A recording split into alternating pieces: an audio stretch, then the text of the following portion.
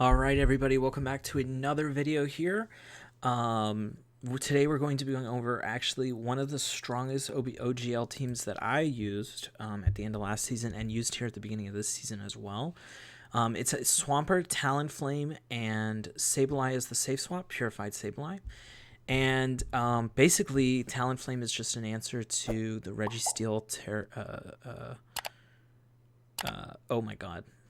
The Registeel Trevenant type of meta, so we're going to be going in with this instead of Skarmory, which is usually what is paired with Swampert. So Swampert and Skarmory is actually a pretty good Swampert matchup. If they go to 7, I'm going to shield. Actually, probably going to shield no matter what. You outpace them to their moves, so we can definitely get their shields back here.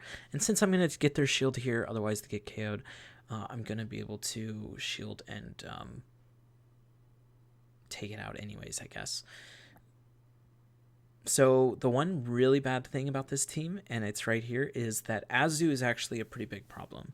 But it's fine. Swampert with a ton of energy is good against it, and actually Sableye is not that bad against it. So all I'm doing here is trying to get this super low before it throws a move, and then I can come in with Sableye and maybe go for like a farm down. Or even if I'm feeling a bit frisky, come in with Talonflame and go with a farm down, because most Azus are actually running Play Rough and Ice Beam. So I decided to come in with Sableye. You see I got 4 or 5 Shadow Claws in. And even if they come back in with this, it's not great for us, only because Talonflame is really good against their lead mon, so it stands to reason it's probably really bad against the back mon, which I assume is Swampert, and it does end up being Swampert. What we can try to do here is maybe try to catch a Hydro Cannon, because Talonflame is going to be pretty useless at this point, and I'm going to use my shield here, obviously, on Sableye. Talonflame, like I said, pretty useless at this point, but maybe if we get the shield here, it's actually probably going to die to a Flame Charge, but catching a move might be really nice here. So we do go for the catch, we do get the catch, and we sneak and incinerate, and that's just GG. This is just over. So yeah, the second incinerate will kill. So the free incinerate coming through, obviously really good. So game 2, Venusaur lead, obviously really bad. We're going to switch into our safe swap Sableye. Sableye actually loses to Venusaur as well, though. So it loses CMP, but also gets outpaced by the third Frenzy Plant, which actually only is 5 Vine Whips, instead of the Foul Plays, which are all 6 for us here. So they decided to stay in with Venusaur, which obviously not fun for me. It means they probably have a hard answer to Swampert still in the back, and it's actually really bad for Talonflame. Again, losing out on what's possibly its best matchup here in the first round. And opponent overfarms by 1. Perfect farming by our opponent here, knowing they're going to win CMP. Going to come in Talonflame and go for the farm down here. They end up coming with a Zoomerol, so I can go for this Brave Bird and then swap. But it's going to be very tough to beat this Venusaur lead when they decided to stay in as well. So still need an Earthquake to KO this, but hopefully I can farm up a little extra. But I am going to get hit here, and it's going to be pretty tough. We do go for this extra farm. Unfortunately, I mistime it, so not great there. We're gonna have to go for the Flame Charge and hope that it KOs, and it absolutely won't. Actually, this is really close, right? And then maybe they only have like a Play Rough, which we resist, not an Ice Beam. Nope. Yeah, even the Venusaur can take us out at this point, so tough counting there. Actually, Talonflame would have been really good if we had counted correctly. Yeah. Gardevoir. So I decided to stay in here. Obviously, if you safe swap to Sableye, your Sableye is going to get absolutely devastated. So I'm going to just sack the lead here and hopefully get 2 shields, and then we'll have Talonflame come in and be able to resist these charms at the very least. I haven't seen a Shadow Gardevoir in quite a long time. They actually let it go through, and then it ends up being a Water Charmer, which really bad. Oh no. They caught it on Hypno, okay, but at least it's Hypno, and we've been in this situation a million times, but on the opposite side as the Hypno player. Scrafty, really not scared of Hypno at all. Get all that energy, throw a return at the Charmer, and there you go. I guess the opponent's team is just all about fast attack pressure. They end up not shielding, which is crazy because I was at the return, but I obviously shouldn't have baited. They just didn't shield again. All right, well, Sableye is a charm counter confirmed. Let's go into the next game. All right, Jellicent. So as you can see, these battles were from a little earlier in the season. I think it was rank 17. I just didn't have time to upload them, so wanted to make sure to upload or to show them during this Great League session when we came back. Since the leagues are only 1 week a piece, you can only have so many videos a week. So I ended up going for the Earthquake there. Definitely should have been going Hydro Cannon. This is a little crazy not to be going. And then I end up going Hydro Cannon here. So yeah, should have definitely just been going Hydro Cannon. It's neutral anyways. We ended up getting both shields. I'm going to let Swampert go. He's just a little too low at this point. Oh no, it's because it has Mud Shot, right? So then I decide I'm going to shield it and then try to keep it in case there's a steel type in the back that I need it for. Because you never know, and I just don't want Talonflame to get stuck against a possible Bastiodon there in the back. We do get a little bit of energy advantage at the cost of a shield advantage. They come back in with Jellicent, which means their third Pokemon must be really bad against Sableye as well. Can't imagine what that might be. Maybe Trevenant, maybe another Ghost as well. It could have been worth saving this, but I'm going to just come in. Oh, they went for the bait. Interesting. And then the last Pokemon is Lapras. I do end up throwing this. And then I'm probably just coming in Talonflame and throwing the Brave Bird. Could also technically go for the Flame Charge, but no real reason to do that. This is going to be Surf. Going to be super effective. I believe we actually would live it, but... Oh, it's Ice Beam. But don't actually want to... yeah, we don't actually want to go for any of those plays, because without any shields, we might actually just get taken out. All right, Skarmory in the lead. Again, we saw how this works. It's fine staying in. It's also fine swapping, just to see if you can get a swap and then maybe get the Talonflame onto the Skarmory at some point. But it's also fine to stay in here and take a shield advantage as you outpace. It is always just good to know, though, that we probably should have thrown there, but always good to know that there is almost always a Swampert in the back of a Skarmory. Skarmory and Swampert are such good companions. They just take out a lot. They just fill like the whole meta together. So that's just something to note.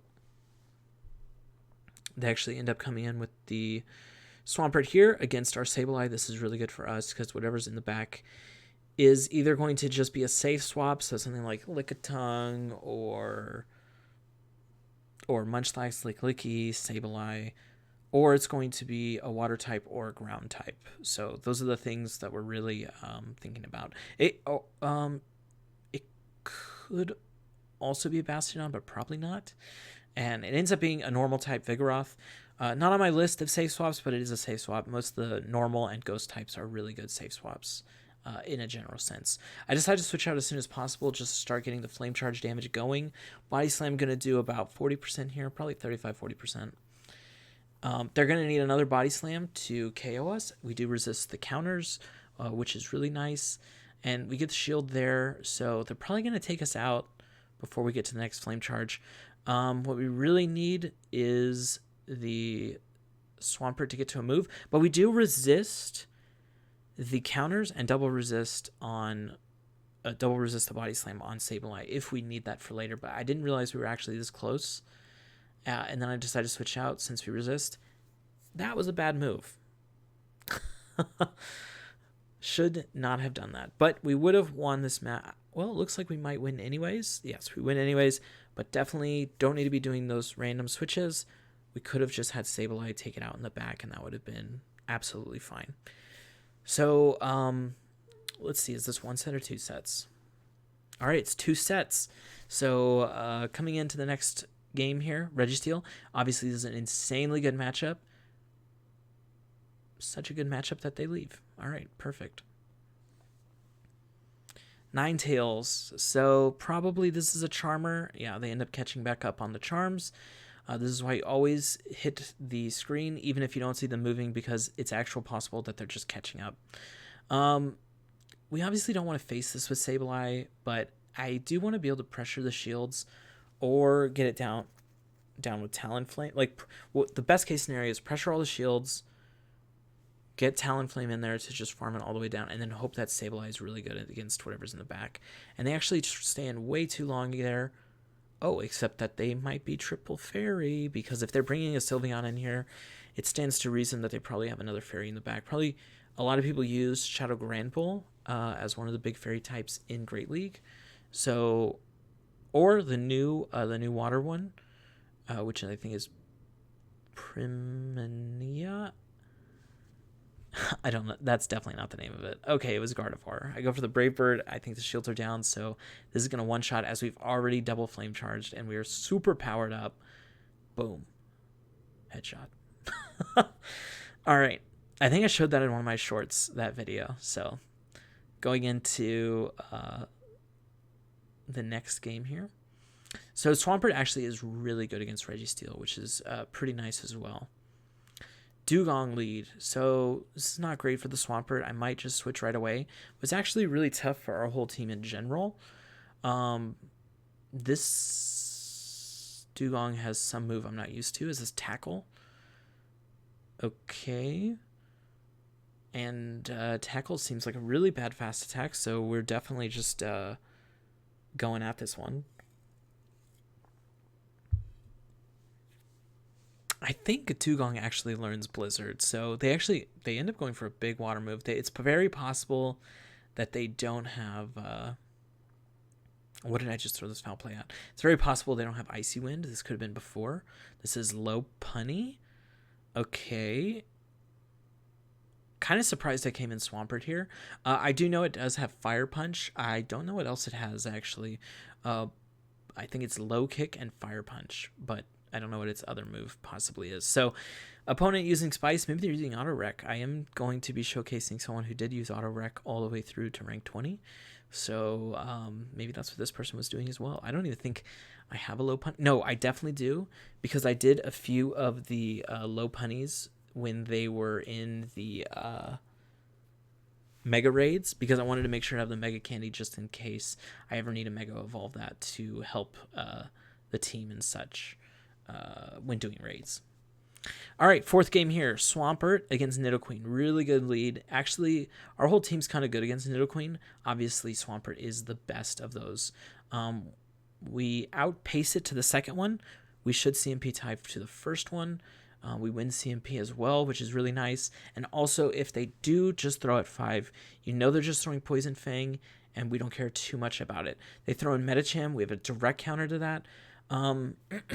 If they've already shielded, I do like to go Sableye into return here, because it will just basically take out the Medicham. I think it just gets it low, and then you get like 1 or 2 Shadow Claws. No, it does KO. All right, we do resist they're just going straight 1, 2, 3, 4, 5 Poison Fang. That is obviously resisted by our Ghost type here. I'm just going to go for another return, as it's going to be able to KO this as well. Although this Nidoqueen is not Shadow, that is good, something to note, but it still gets taken out there. And our last Pokemon is Bastiodon, and that's just GG. I would have just gone for double Earthquake, no reason to really just throw... I guess it didn't matter at all. Switch out of this matchup. This is freaking bad. All right, we switch out, and they don't switch right away, but they have a Charmer, but we do make it to this return, which is very nice. I could come in with a Talonflame here, which I actually might. We'll see what I do here, but I also might come in with a Swampert, as Victory Bell obviously is going to have such a freaking good matchup against Swampert that I kind of just have to get rid of Swampert here at this point and hope that it's, in my mind, this is going to be Victory Bell double Charm, but it could very well be Victory Bell, Charmer, and Bastiodon. So we're just going to have to hope for the best, and I decided to save 2 shields here for the, I was going to say Trevenant, for the Talonflame, and it's a Skarmory in the back, so this is GG. We're just going to fill up on flame charges and just blow through this team. Yeah, this is super GG. I think this was also game 5, so I think this was a 5-0 as well. Again, you can see the IVs there on the right. They're not the best IVs for any of these Mon, but they're good enough. And I'm pretty sure that was game 5. So yeah, this was a 9-1. And like I said, this is the team I was using at the end of last season and the beginning of this season into Great League whenever I just wanted some wins. And it's because, like I said, Talonflame really good against the Trevenant, Registeel cores that seem to be popping up a ton there in Open Great League as of recent. But Open Great League, like the name implies, open is just so large that sometimes you can't account for everything. But I think this team is really good. So hit the subscribe button, and I'll see you in the next one.